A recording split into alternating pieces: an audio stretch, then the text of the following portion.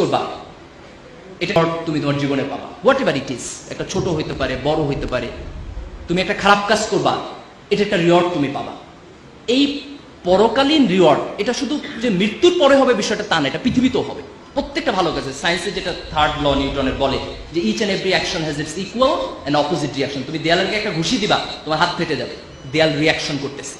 এইটা যে শুধু বস্তু জগতের ক্ষেত্রে হয় তা না, এটা মানুষের নৈতিকতার ক্ষেত্রে হয়। পৃথিবীর সব ধর্ম তা বলেছে। আমি বলি যে তোমাকে রিলিজিয়াস হইতে হবে, হোয়াট এভার ইউর রিলিজিয়ন। তুমি হিন্দু, তুমি মন্দিরে যাও, তুমি খ্রিস্টান, তুমি গির্জায় যাও, তুমি মুসলমান, তুমি কোরআন পড়ো, তুমি মসজিদে যাও, কিন্তু ধর্মকে বাদ দিয়ে তুমি নৈতিকতা শিখতে পারবা না।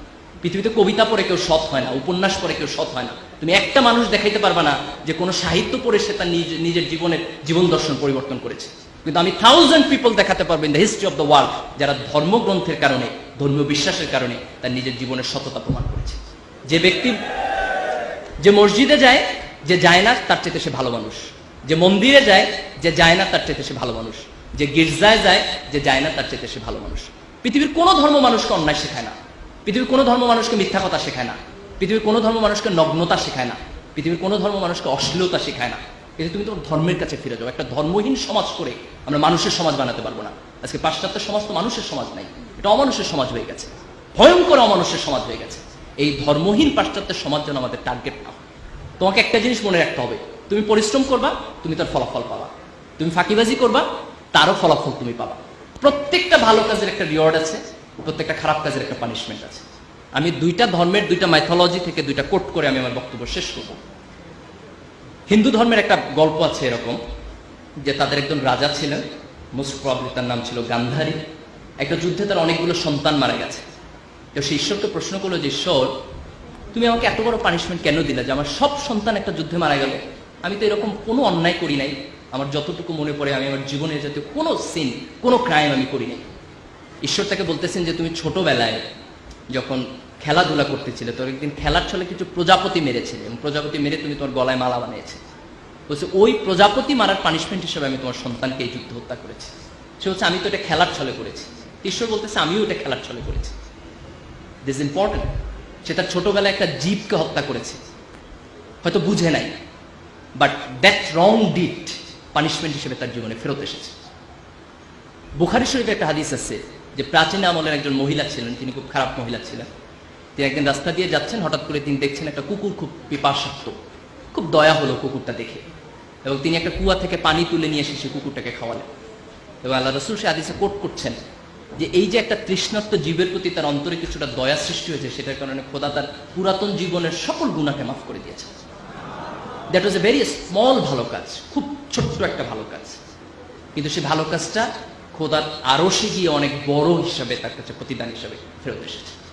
এই যে আমরা আমাদের জীবনে অনেকগুলো কাজ করি, আমরা তো অনেক ভাবি না যে এটার আউটপুট কি হবে, কিন্তু তুমি একটা ছোট্ট ভালো কাজ করো, বিলিভ মি, এই ভালো কাজের প্রতিদান তুমি তোমার জীবনে পাবা। তুমি একটা ছোট্ট খারাপ কাজ করো, এর প্রতিদান তুমি তোমার পাবা, এই জেনারেশনে না হলে নেক্সট জেনারেশনে। কোরআনের একটা ঘটনা এরকম আছে যে মুসা আলাইহিস সালাম যখন খিজির আলাইহিস সালামের সাথে যাচ্ছেন, তখন খিজির আলাইহিস সালাম অনেকগুলো কাজ করেছেন যেগুলোর এক্সপ্লানেশন তিনি বোঝেন নাই, পরে দিয়েছেন। তার মধ্যে একটা কাজ ছিল যে একটা নগরে গিয়ে ওই নগরের মানুষরা তার সাথে দুর্ব্যবহার করেছে, কিন্তু ওর কোনায় তিনি একটা প্রাচীর তুলে দিয়েছেন। তারপরে যখন মুসা আলাইহিস সালাম এক্সপ্লানেশন দিচ্ছে, তখন বলতেছে যে এই প্রাচীরের নিচে কিছুটা গুপ্তধন ছিল, এবং সেই গুপ্তধন হচ্ছে এমন দুটো নাবালক সন্তানের যার বাবা সৎ মানুষ ছিলেন। এই জন্য আল্লাহ তাকে বলেছেন তুমি ওই সৎ মানুষের সন্তানের জন্য এই সম্পদটাকে রেস্ট্রিক্ট করো, এটাকে সংরক্ষণ করো। তার মানে তার বাবার সৎকর্মের জন্য তার সন্তান বেনিফিটেড হচ্ছে। দ্যাট মিনস তুমি তোমার ভালো কাজের রিওয়ার্ড যেমন পাবা, তোমার খারাপ কাজের পানিশমেন্ট হবে। এটা হয় থার্ড জেনারেশনে, না হয় সেকেন্ড জেনারেশনে, না হয় থার্ড জেনারেশনে। এটা যে সবসময় মরণের পরে হবে দ্যাট ইজ নট ইম্পর্টেন্ট। মরণের পর তো হবেই, সেটি পৃথিবীতেও হবে। কিন্তু এই মানুষের জীবন যখন এই ধর্মবোধের জায়গা থেকে, অ্যাকাউন্টেবিলিটির জায়গা থেকে সরে যায়, তখন মানুষের মধ্যে কোনো নৈতিকতা থাকবে না, মানুষের মধ্যে কোনো বোধ থাকবে না, মানুষ বেপরোয়া হয়ে উঠবে। এবং সেই বেপরোয়া মানুষ শিক্ষিত হলেও কিছু যায় আসে না, সে বেপরোয়া মানুষ এ প্লাস পাইলেও কিছু যায় আসে না। কারণ আমাদের সোসাইটি আমরা দেখেছি যে আমাদের অনেক শিক্ষিত মানুষ আজকে করাপশন করছে, অনেক শিক্ষিত মানুষ আজকে দেশের সম্পদকে বিক্রি করে দিয়েছে দেশের বাইরে। এই যে দিস ইজ ইম্পর্টেন্ট যে আমরা গ্লোবালাইজেশনের যুগে আমাদের কোয়ালিটি ডেভেলপ করার পাশাপাশি এই অ্যাকাউন্টেবিলিটির জায়গা থেকে মানুষের প্রতি ভালোবাসা, জীবনের প্রতি ভালোবাসা, জীবের প্রতি ভালোবাসা, এক ধরনের নৈতিকতা বোধ, এক ধরনের ধর্মবোধ, যে কোনো ধর্ম ফেইথ বেস অ্যাপ্রোচ, তুমি ঈশ্বরকে বিশ্বাস করো, আল্লাহকে বিশ্বাস করো, গডে বিশ্বাস করো, does not matter, but you must believe, you must practice whatever your religion is. You must have the sense of the accountability, যে ভালো কাজ করলে এটা একটা ভালো কিছু পাবা, তোমাকে এটা এনকারেজ করবে, একটা খারাপ কাজ করলে তোমার পানিশমেন্ট হবে, ভয় তোমার মধ্যে থাকতে হবে। এই দৃষ্টিভঙ্গি যখন আমাদের জীবনকে নিয়ন্ত্রণ করবে, তখন সত্যিকার অর্থে আমরা একটা ভালো সমাজ করতে পারবো। আমি আশা করি যে এই তরুণ প্রজন্ম নিঃসন্দেহে আমাদের অতীতের সব ব্যর্থতা থেকে কাটিয়ে উঠে একটা নতুন বাংলাদেশ আমাদেরকে দিবে।